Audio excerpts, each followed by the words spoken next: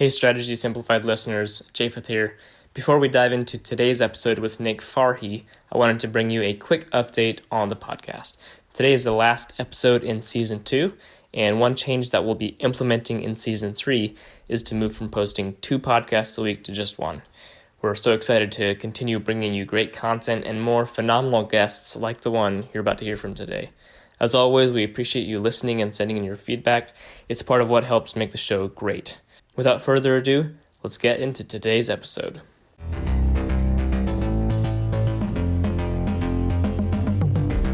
Today, you're in for a hilarious ride as I go through a conversation with Nick Farhi. Nick is a partner at OC&C.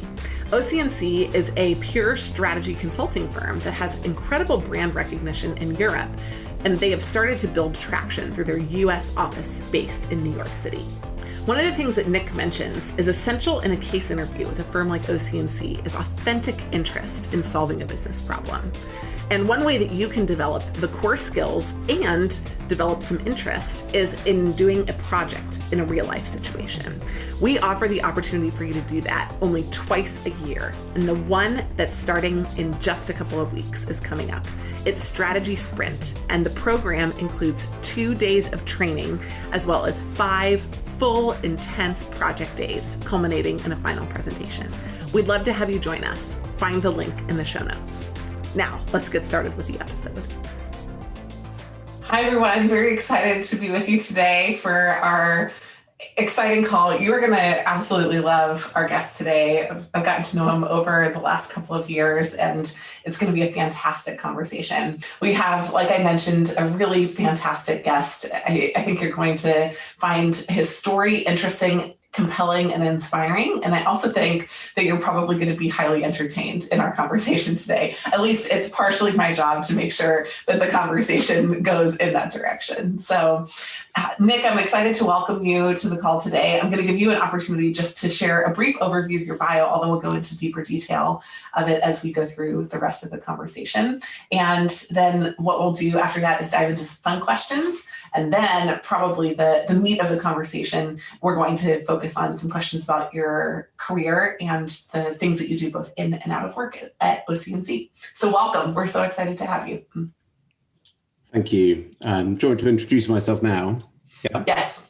So I'm Nick. I'm a partner at OC&C Strategy Consultants based in New York. Although, as you can probably tell from my accent, originally from London. I've been with OC&C what will seem to many of you like a ludicrously long period of time, 20 years.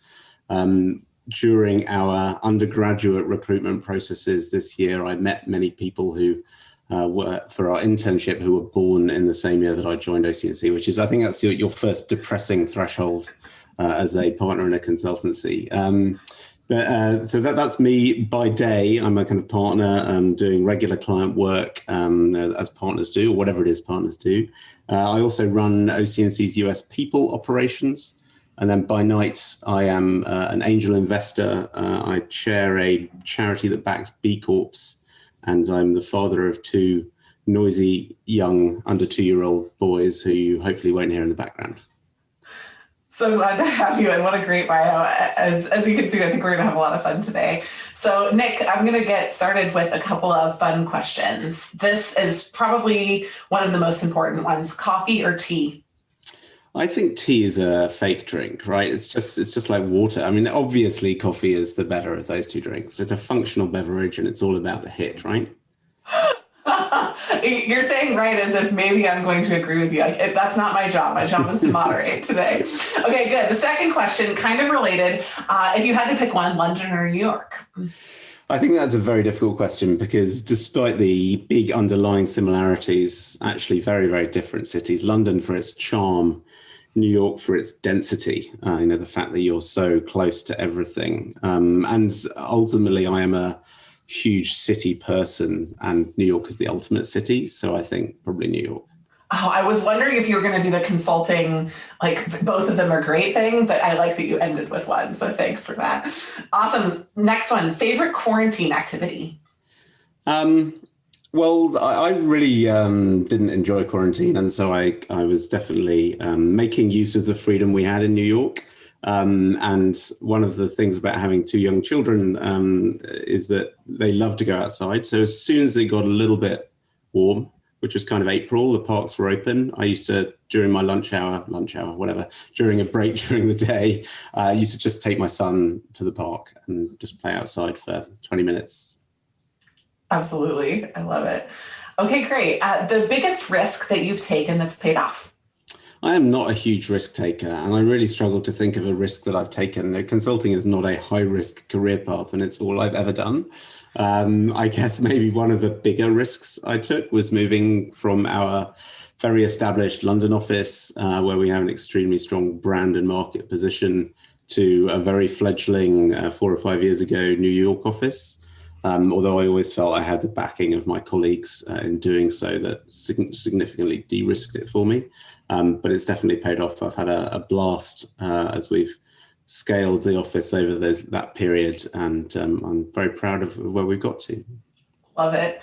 Okay, and the final one, the first place that you will travel when we've moved past COVID. So I don't know if you've done a little bit of travel here or there, but world is open again fully. Where are you going? I mean, just any travel, wouldn't it? I mean, any aeroplane is what I'm looking forward to. Just I'm very surprised. It really surprises me that I would say that, because I think in 2018 or something, I took 100 flights in the year, and many of those were kind of not business-related flights. And at the end of that year, I thought I needed to take fewer flights, and I achieved that in 2019. But now I just anywhere other than Manhattan. Okay, I love it. So you don't have any, you're just going to go to JFK and book a ticket. That's right. Yeah, exactly. I've always wanted to do that. Maybe now is the time. Okay, wonderful. Well, Nick, I'm going to move into the questions about you. I'm excited to get to know you a little bit better and to share some of your story with the audience. So I'm going to start at the University of Oxford. And so what I understand from your background is that you were originally considering a PhD in physics.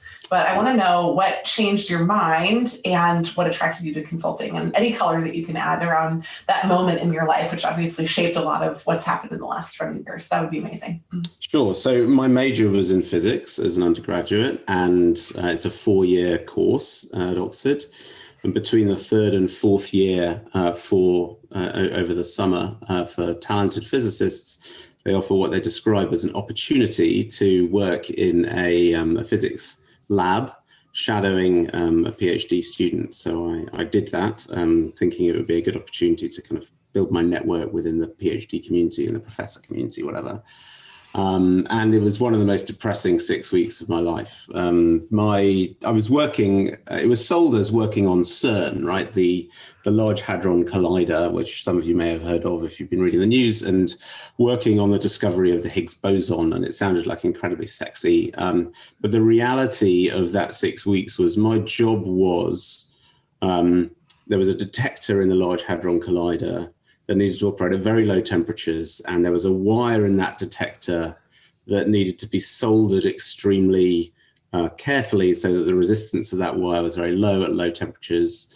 And my job was working out better ways to solder that wire to go in that detector, of which there were going to be 10,000 that might one day detect something that someone else would detect and get the credit for in 10 years' time. And that distance from impact was the thing that I found most depressing. So I returned after the kind of summer of physics and decided I really needed to start going to some of these career presentations. Now, OC&C and consulting would have been a big pivot at the time. So what was it about consulting that specifically sparked your interest? And what about OC&C? If you can remember, it's been a little while, but... I knew nothing about consulting, which is kind of remiss of me. I guess I hadn't really been exploring my options and listening. I knew a bit about investment banking because I had some friends who had done that the prior year. So to be honest, I just turned up to presentations that were offering free canapes.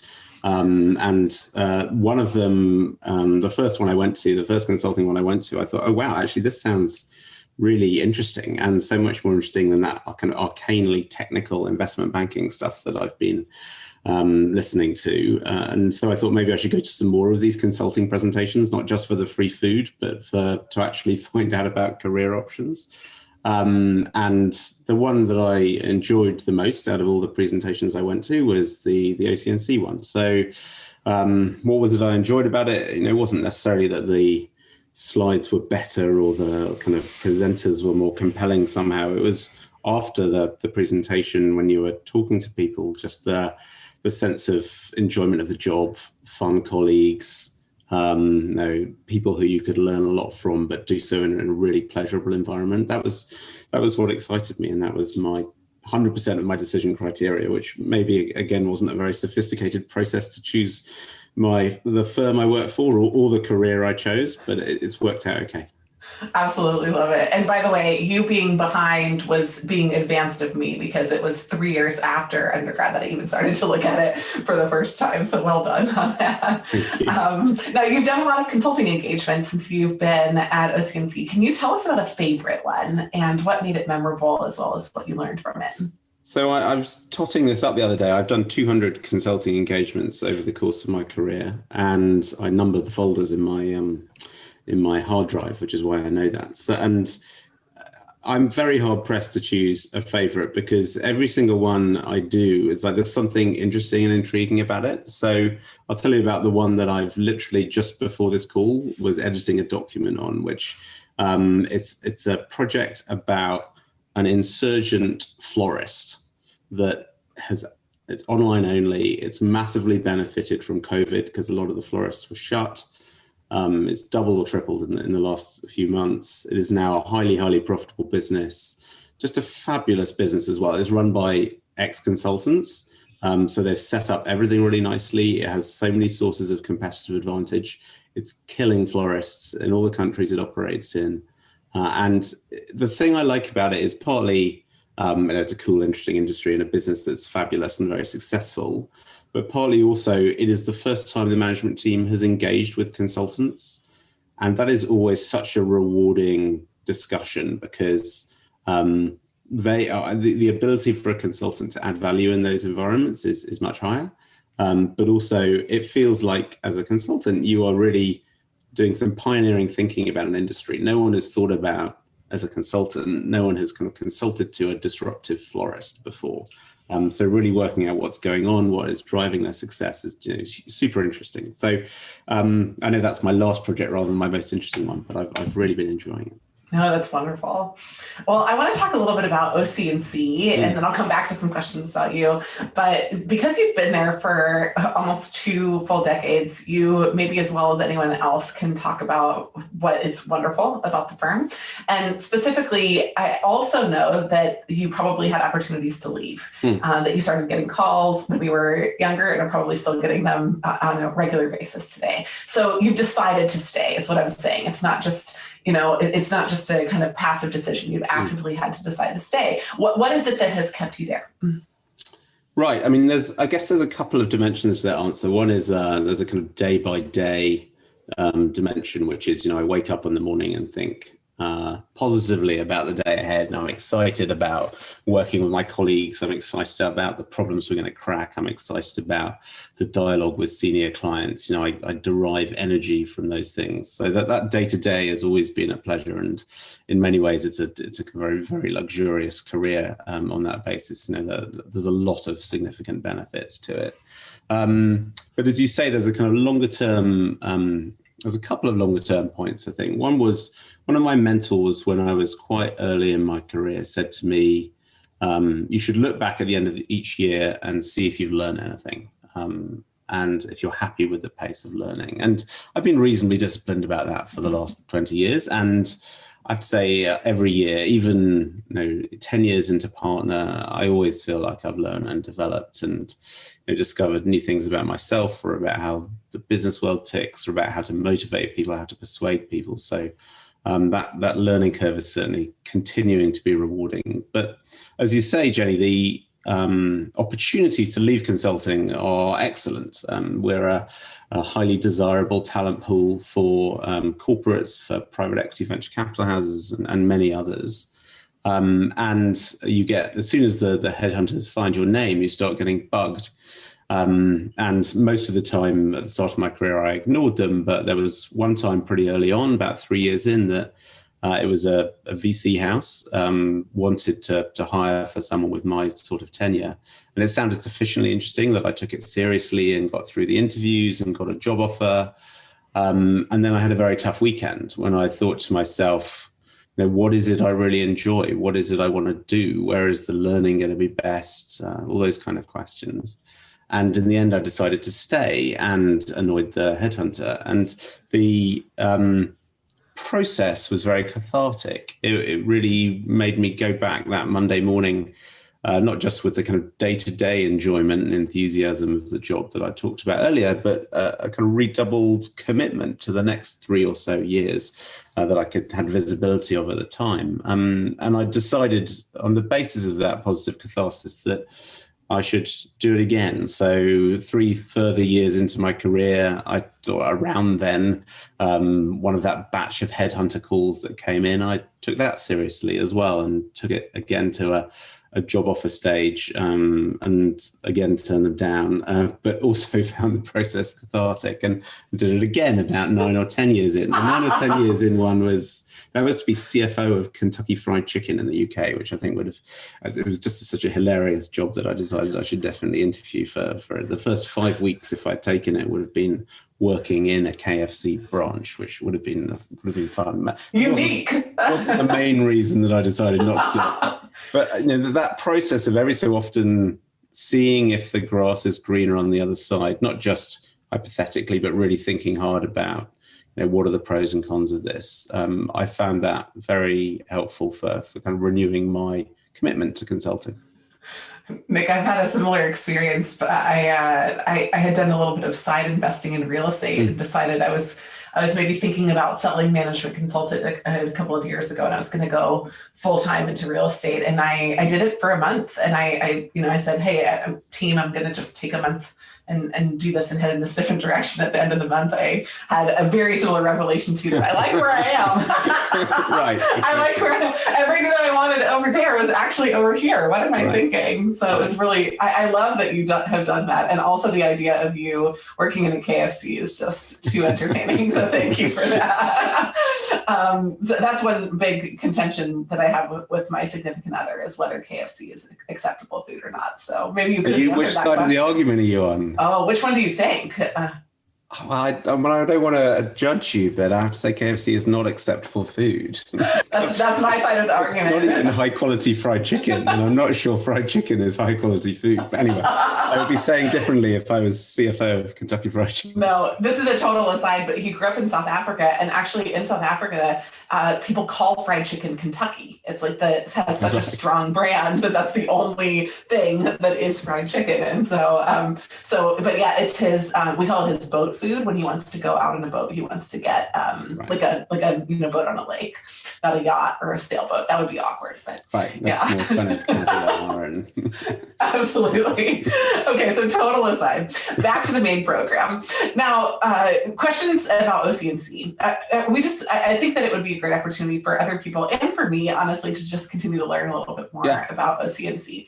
So one of the things that we have talked about over our conversations is that OC&C has had the option to think about an implementation focus, but has really done an amazing job of staying in the pure play strategy space. And, for candidates that are thinking about strategy, there actually are becoming fewer and fewer places to go for that. So what is the benefit, do you think, of the learnings that come from the strategy spot inside the consulting ecosphere?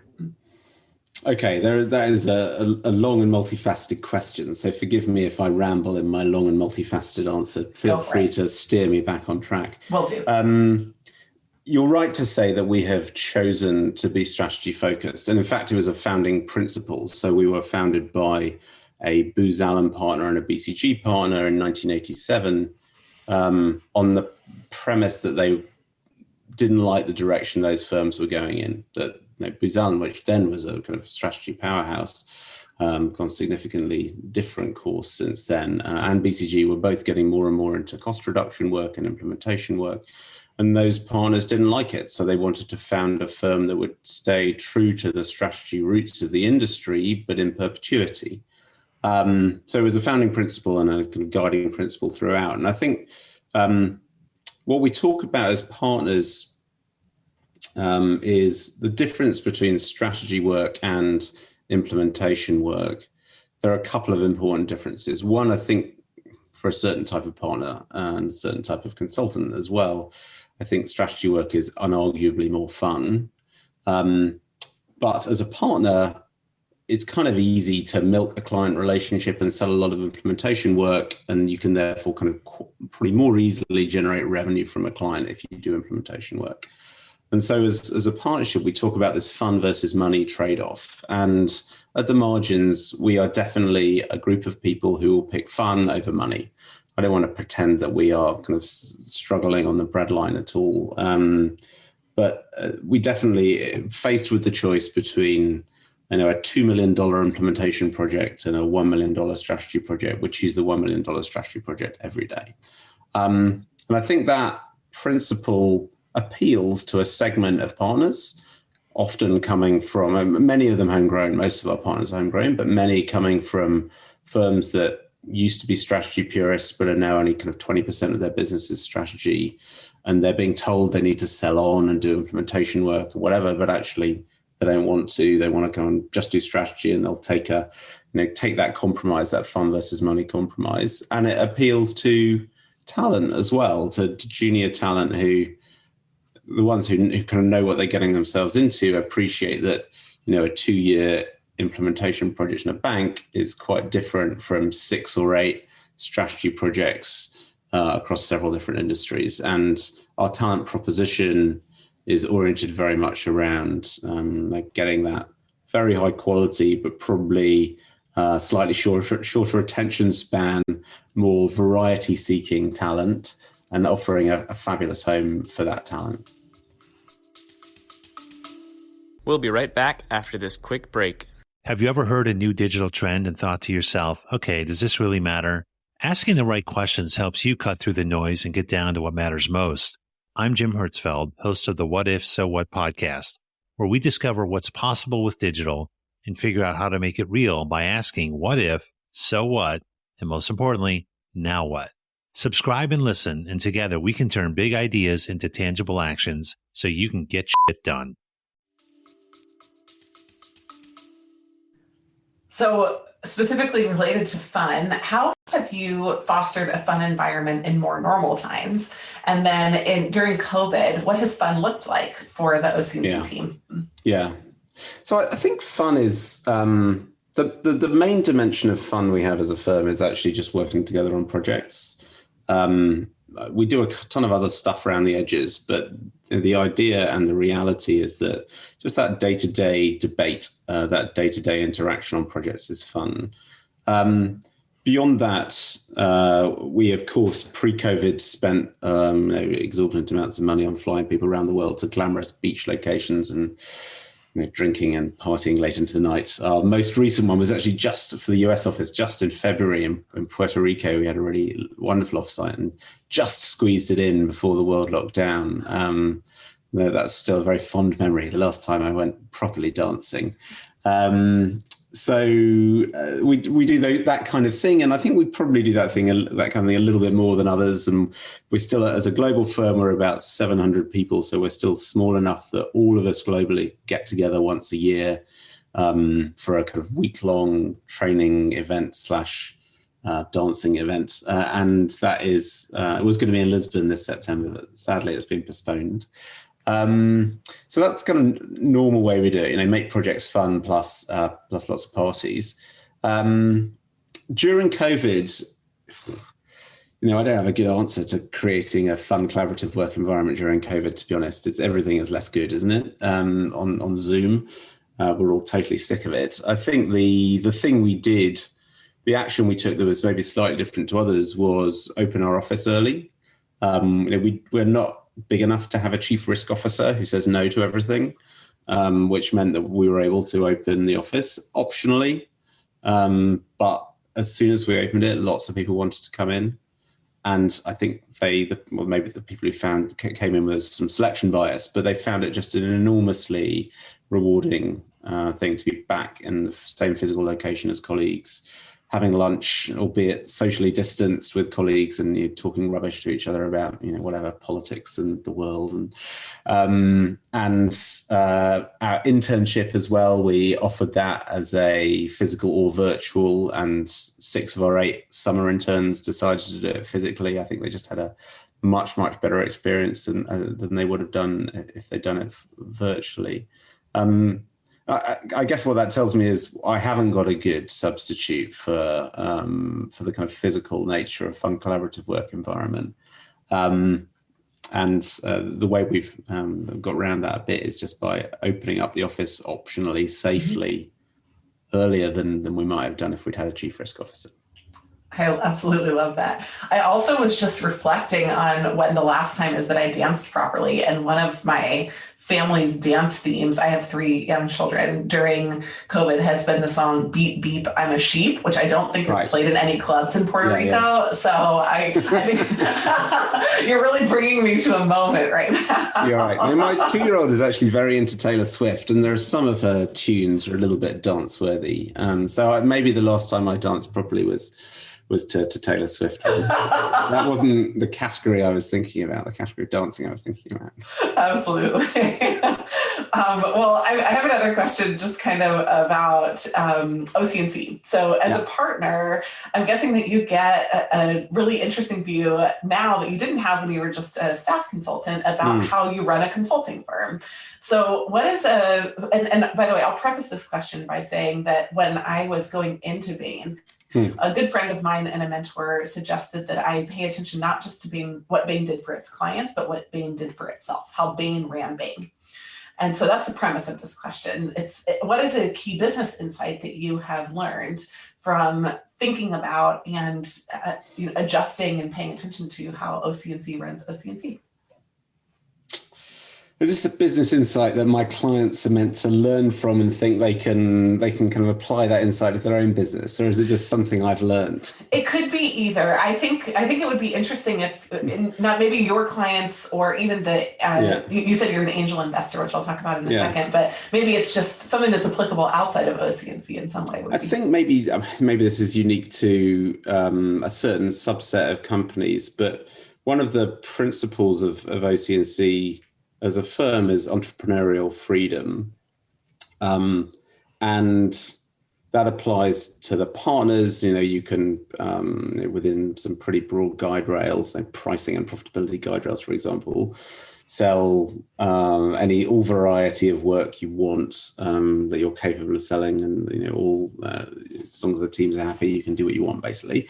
No one tells you what to do. And I think one of the kind of takeaways, and by the way, that is enormously attractive as a partner. That also flows through to how we think about the rest of the firm. That we want everyone in the firm to step up and run the firm. Not everyone to be the managing partner, but everyone to take on responsibility for running something. So we had a couple of new joiners in September, knocked on my door like 2 weeks into their careers and said, "Hey, we noticed we've been doing this big push on diversity and inclusion at recruitment this season. We've got a couple ideas of how to do that even better next season." And I love the fact that someone with 2 weeks experience felt confident and obligated, to improve the firm they were working in. So I guess the takeaway is the power of entrepreneurial freedom and the kind of the opposite of that, the disempowerment that comes from bureaucracy and central control. So I think Netflix is the kind of archetype of this, isn't it? Where they try not to have any bureaucracy or silos, and you can just do what you want. But I think that the power of not centralizing and the power of not trying to control and the power of trusting people to get on with things, I think that would be my business insight. That's fantastic. How do you facilitate it? If somebody let's say you start with bureaucracy, or maybe you've had clients or other orgs that trend toward this or don't know another way. What would you say is a tool or a mental model that matters for doing that? Well, I think there's the challenge. Well, what it requires is people with power to trust people without power, right? So there's 2 behavior changes. One is getting the leaders to just relax a bit, take some risks, That's very hard to get a leopard to change their spots on that if it's a certain type of leader. So I don't have a great answer to that question. But once the leaders are kind of creating that environment of trust, you need to inspire the people without power, the rest of the firm to kind of seize opportunities and get on with stuff. And I think there it's just about role modeling, and when you do have some example of that, really promoting it widely. So examples and role modeling of someone doing some small thing well, make everyone aware of it happening, and they'll also feel the ability to take on some part of some problem the firm has and then solve it. We'll be right back after this quick message. 1 year ago, we polled Fortune 500 executives and asked them what their top pain point was inside organizations. Expecting the answer to be analytics, we were shocked to find that it wasn't. Instead, the executives said that their biggest problem was prioritization. The people on their teams did not focus on what was most important to them or to the business. At Management Consulted, we have a core foundational training on the pyramid principle, which is the way that we were trained inside top consulting firms to get razor sharp focus immediately on the biggest problems an organization faces. And we can train your organization too. With top clients that are in the Fortune 100, we have a great roster that we can explain how we've made a difference inside organizations. Please reach out for more information at managementconsulted.com. Well, I have a question about you, going back to the angel investing piece that I mentioned before. And I understand that consulting is demanding, but you've squeezed all these other important things to you in family and angel investing as well. So tell us a little bit about your angel investing process and what you look for in an entrepreneur. Now that you've seen almost 200 companies that are at bigger scale that can afford the services like OC&C. Yeah, absolutely. I think it's probably a little bit too early to judge whether I'm a good angel investor, I should say that. And I've made about 15 investments. 3 of them have gone bust. I think that's probably a decent track record, but none of them have exited, and only about 2 of them are profitable. So let's caveat everything I'm about to say with that undemonstrated track record of success. But in terms of what I look for in the entrepreneurs I invest in, and perhaps this is a reflection of the narrowness of my understanding of talent, but a lot of the people I've invested in are actually ex-strategy consultants, and many of them are, well, the first few at least, were ex-colleagues as well. And that was how I got into it in the first place. And I do think that strategy consulting just equips you extremely well for really good critical thinking about an industry, and that facility of very broad types of problem solving, the self-confidence / arrogance to think you can tackle anything in industries that have been going for hundreds of years, think you can do it better. And actually quite an important part of angel investing is storytelling and the kind of sales pitch to investors. I think consultants are just very good at all of those things, and they often come with huge social capital as well, just fabulous networks, which are important as you're starting up your company. So, although I wish there was a kind of more sophisticated answer, ex-consultants is certainly one of the things I look for. Fantastic. Well, I know that OC&C is going through the process of building right now. Can you tell us a little bit about what's happening with your New York and Boston plans, if anything has changed for the pandemic, and for what roles you're hiring this year? Sure. I mean, the short answer is nothing has changed as a result of the pandemic, which is good news in terms of the kind of growth plans of the business. The April and May were quiet months for us globally, but revenues were down significantly, 50%. And who knew how long that was going to last? But as it turned out, not very long. And actually, August, September, October, November have all been above our pre-COVID budget by 10 or 20%. And we don't really know why that is. I can't really understand why the pandemic would have caused us to beat our budget, but for whatever reason, the firm is performing extremely strongly. So if anything, our hiring plans are becoming more aggressive in the US. I think when we first met, I don't know when it was, Jenny, it was about 3 years ago. I think so. I think I told you our target then was to get to 50 consultants in New York, and we're at 48 at the moment by 2020, and we're at 48 at the moment. So we're very close to our target.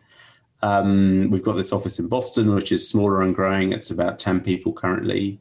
In New York, we've just taken on a lease on a 100-person office, a 5-year lease. So it's kind of an indication of the kind of growth plans in New York.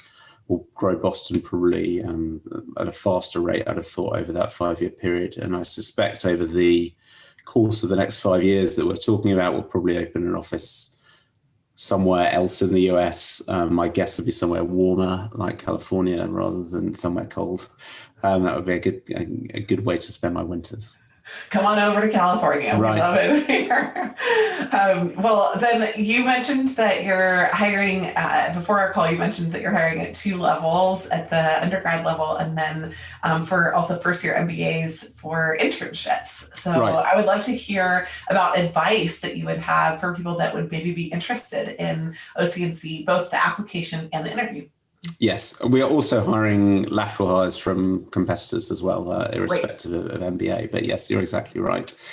So this was my tip for someone at an interview. I think there is a bit of a misconception about business. That business is all about frameworks and terminology and, some sounding like a kind of, The Apprentice, sounding like those people on The Apprentice. I don't know if we're allowed to mention Trump anymore, but sounding like people on The Apprentice. And I think that is just such a misconception of what it means to be a good consultant or what it means to be a good business person.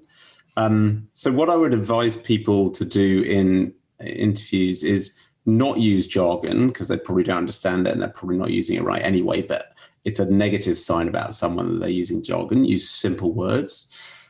Secondly, don't just rote apply a framework that you've read in some Ace the Case book or that you've learned in your MBA program. Just think from first principles about the right way to solve the problem. And thirdly, just relax and show who you are as a person. Show your humanity. Don't pretend you're some kind of flat business stereotype, business machine. You're not a business machine. You're a person. Just be that person in the interview.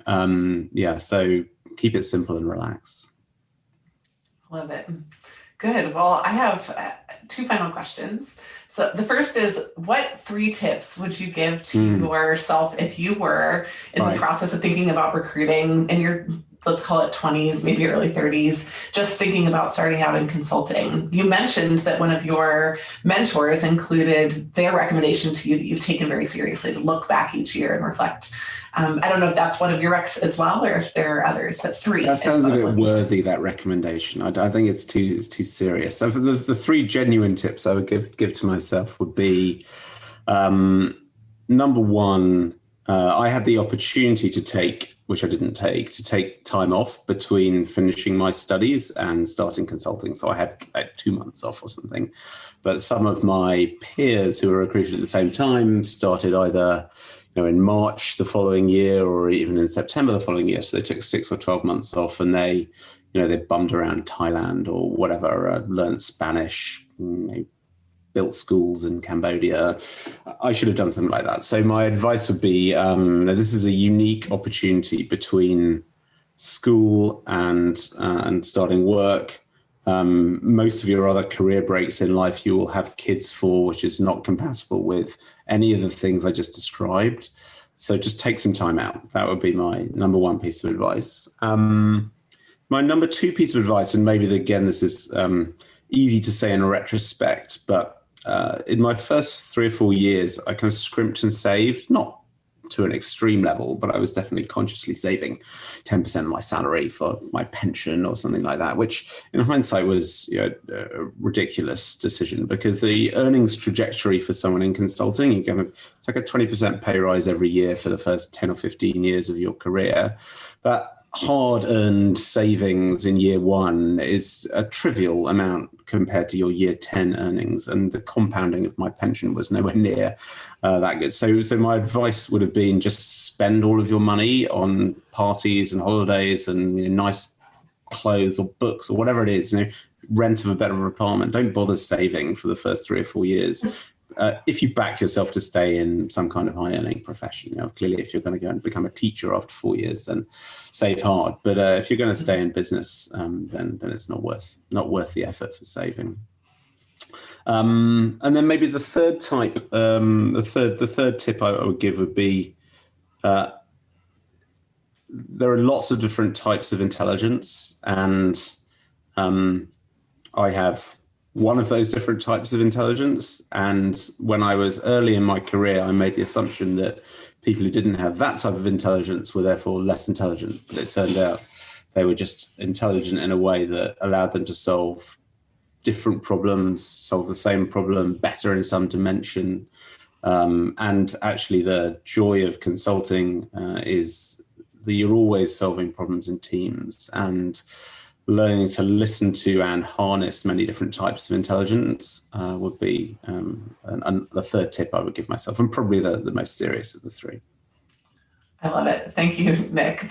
Well, my final question is the most dangerous of all, which is an open-ended question. Is there anything that I haven't asked that you would like to answer, a question that you can define on your own, or something that you feel like you haven't gotten to say that would matter before we move over to the Q&A? I don't think there's anything particularly about me that I would say, but for your audience here, who I think are all considering their career options, I think I would just say there are some massive differences between careers that are all put in the same bucket as each other, and massive differences in what you spend your time doing day to day, the nature of the things you're thinking about, the nature of the people you're doing them with. So things like law, accounting, investment banking, consulting, some other bits of tech, for example, are often bucketed together as substitutable careers. And even within consulting is an incredibly broad church. You could be working for Accenture in a team of 100 doing a massive IT implementation, or you could be doing strategy consulting on an insurgent florist that some private equity house is going to invest in, like we're doing at the moment. There is obviously just these huge differences, and I think it's quite hard. It's easy from the outside to glibly assume that all of these good careers are the same as each other. So I think I would just encourage people to think carefully about the differences in the day-to-day reality of different careers, and indeed different firms within a broad bucket like consulting. Now that you know, all it takes is a great British accent and some hilarity to be a partner at a top consulting firm. But seriously, wasn't that conversation with Nick amazing? I really enjoyed it and hope that you did too. If you did enjoy it and you know someone else who would be an amazing guest on the podcast, would you connect us by writing both of us in a double opt-in format? Just copy us at team@managementconsulted.com, providing an intro. We would be absolutely thrilled. In addition, if you're interested in hearing more great content from us, please subscribe to the podcast so that you can get future downloads, share it, and make sure that you leave us a great review. Thanks so much for being a listener of Strategy Simplified, and we hope to help you in your journey toward consulting over at managementconsulted.com.